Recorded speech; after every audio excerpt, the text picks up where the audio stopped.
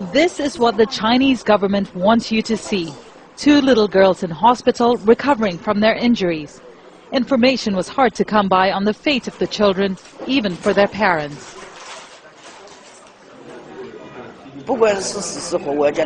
Whether my son is alive or dead, I just wanted to see him. The hospital shouldn't have stopped me. Xin Feng's 4-year-old is in intensive care. He cannot tell us much as our interview is closely watched by government officials. He hasn't left the hospital since leading a demonstration on Friday night to be allowed to see his child. No one wants to talk about it, and there is no sign now of the extraordinary events that took place on these hospital grounds when hundreds of people held a rare protest. In an effort to keep it out of the public eye, it went unreported by the country's media. But photos and video posted online showed desperate parents and concerned townspeople amassed outside the hospital and in a moment of desperation shattering a glass door as they tried to get inside. The attack on the kindergarten, especially shocking in a country where most people only have one child, failed to get much media attention. It was buried behind the headlines of the opening day of Shanghai's multi-billion-dollar expo in all the papers and television news. Well, it's hugely embarrassing for the government to have these attacks the week before the opening of the World Expo in Shanghai.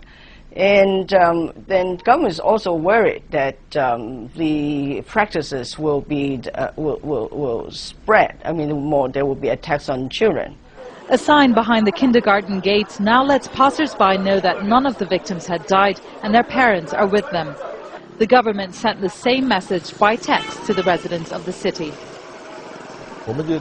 We did it to let the citizens know the truth, to tell them to trust the government and stop spreading rumors, and they failed to watch the local news because they prefer to watch the expo. It's not just the media that's been muted. This restaurant owner heard the children screaming and tried to stop the attack. He says he was told not to talk to journalists.